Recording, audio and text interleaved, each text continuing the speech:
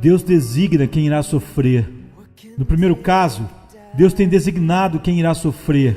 O sofrimento não sobrevém por acaso, nem pela vontade do homem, mas pela vontade e pelo desígnio de Deus. Assim, Bunyan cita 1 Tessalonicenses 3,3: para que ninguém seja abalado por essas tribulações. Vocês sabem muito bem que somos designados para isso. Bunyan nos relembra que não devemos pensar que o sofrimento é algo estranho para quem teme a Deus, como diz 1 Pedro 4,12, e ele apela para Apocalipse 6,11, onde é dito aos mártires sob o altar no céu que esperassem um pouco mais até que se completasse o número dos seus conservos e irmãos que deveriam ser mortos. Marque bem isto, comenta Bunyan, como eles. O número designado de mártires. Bunyan conclui daí: sofrimento por justiça, e por causa da justiça é pela vontade de Deus. Deus tem designado quem deve sofrer. Meu futuro está em tuas mãos. Em segundo lugar, Deus tem designado quando eles sofrerão pela sua verdade aqui neste mundo. As épocas de sofrimento para esta ou aquela pessoa são determinadas quanto ao tempo em que serão provadas por sua fé. Daí, quando Paulo estava temeroso em Corinto, o Senhor o fortaleceu em um sonho dizendo: não tenha medo, continue falando e não fique calado, pois eu estou com você e ninguém vai fazer-lhe mal ou feri-lo, porque tem muita gente nesta cidade. Atos 18, 9-10.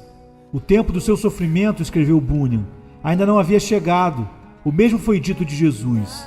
Então tentaram prendê-lo, mas ninguém lhe pôs as mãos, porque a sua hora ainda não havia chegado. João 7,30. Bunyan conclui: as épocas, portanto, e as ocasiões, mesmo para o sofrimento do povo de Deus, não estão nas mãos do inimigo, mas nas mãos de Deus. Como Davi disse: o meu futuro está nas tuas mãos. Salmo 31, versículo 15. Santos sofredores são borrifados sobre a terra para evitar que ela cheire mal. Em terceiro lugar, Deus tem designado onde este, aquele ou outro bom homem qualquer deve sofrer. Moisés e Elias, quando apareceram no Monte Santo, contaram a Jesus os sofrimentos que ele deveria cumprir em Jerusalém. Lucas 9, 30-31. Os santos são borrifados pelas mãos de Deus aqui e ali, como o sal é colocado na carne, para evitar que ela cheire mal. Eles são espalhados pelo mundo para temperar a terra. Assim, da mesma forma, onde eles devem sofrer é também designado para uma melhor confirmação da verdade. Cristo disse que nenhum profeta deve morrer fora de Jerusalém. Lucas 13:33. Mas por quê? Deus designou que devem sofrer ali.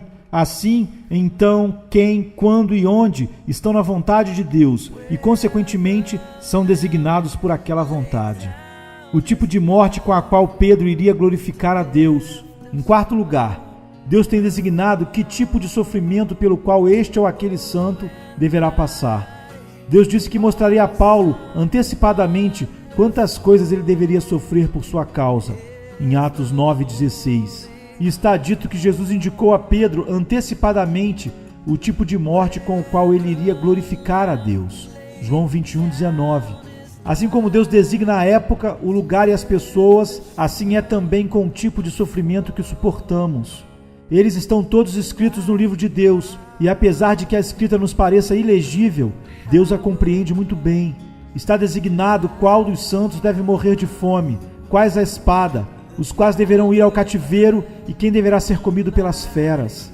Conclua-se então que é aparente pelo que vimos que os sofrimentos dos santos são ordenados e dispostos pela vontade de Deus. Podemos até mesmo ir mais além com Bunyan, quando ele mostra por qual verdade seus santos deverão sofrer e ainda através de qual mão e por quanto tempo. Mas perguntemos, qual é o propósito de Deus nessa exposição da soberania no sofrimento?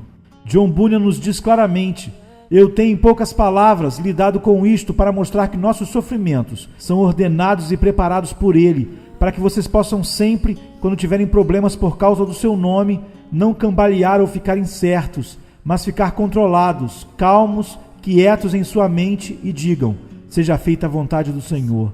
Atos 21, 14. A misericórdia de sofrermos e não sermos torturados. Mais uma vez ele alerta contra o sentimento de vingança.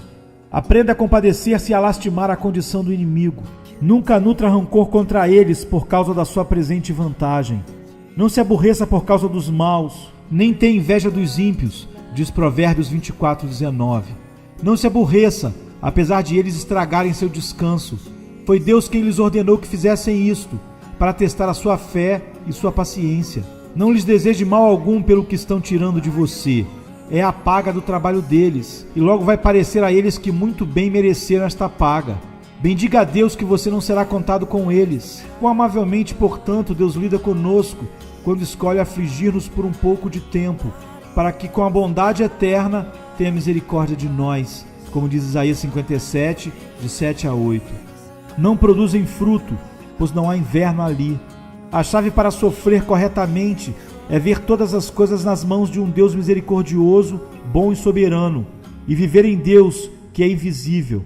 Há mais de Deus a ser experimentado em tempos de sofrimento do que em qualquer outro tempo. John Bunyan prossegue: existem coisas de Deus que podem ser observadas em um dia e noutro não.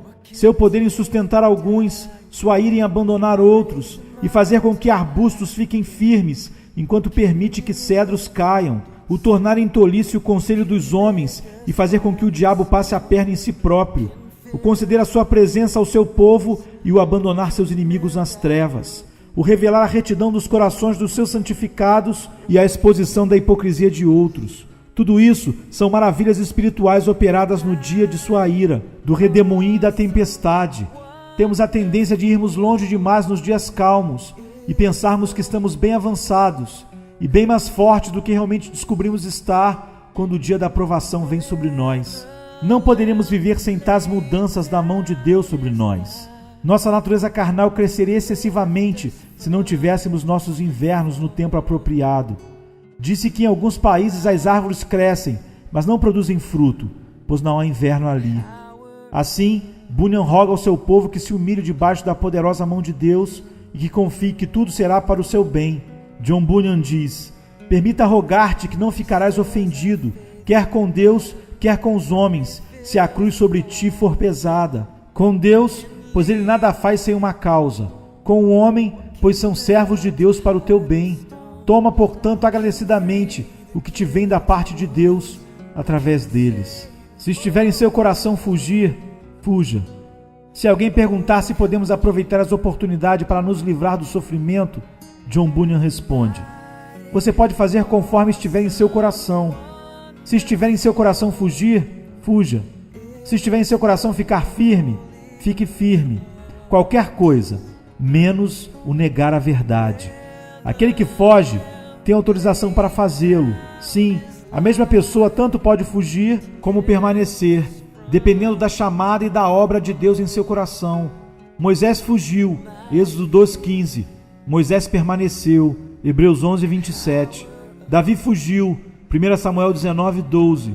Davi permaneceu, 1 Samuel 24:8. Jeremias fugiu, Jeremias 37:11-12. Jeremias permaneceu, Jeremias 38:17. Cristo retirou-se, Lucas 19:10. Cristo permaneceu, João 18:1-8. Paulo fugiu, 2 Coríntios 11:33. Paulo permaneceu, Atos 20, 22 e 23. Há poucas regras neste caso. A própria pessoa está mais capacitada para julgar sua força atual e qual a força deste ou daquele argumento em seu coração, para fugir ou ficar. Não fuja por temor servil, mas porque fugir é uma ordenança de Deus abrindo uma porta de escape, a qual é aberta por sua providência, e o escape é aprovado pela palavra de Deus. Mateus 10:23 diz: se, portanto, quando você tiver fugido, for apanhado, não fique desgostoso com Deus ou com o homem. Não com Deus, pois você é servo dele, e sua vida e você mesmo lhe pertencem. E não com o homem, pois ele nada é senão a vara de Deus, a qual foi designada neste aspecto para lhe fazer o bem. Conseguir escapar? Ria. Foi apanhado? Ria. Quero dizer, regozije-se. Não importa os rumos que as coisas tomarem, pois a balança ainda está nas mãos de Deus. É isto que Bunyan quer dizer com viver em Deus que é invisível. Esta é a fé que torna a pessoa radicalmente livre, corajosa e intrépida na causa de Deus e da verdade. A vida de John Bunyan não se ergueu da areia, cresceu como uma grande árvore na rocha da verdade de granito, que é a soberania de Deus sobre todo o seu sofrimento. Amém. Like a rushing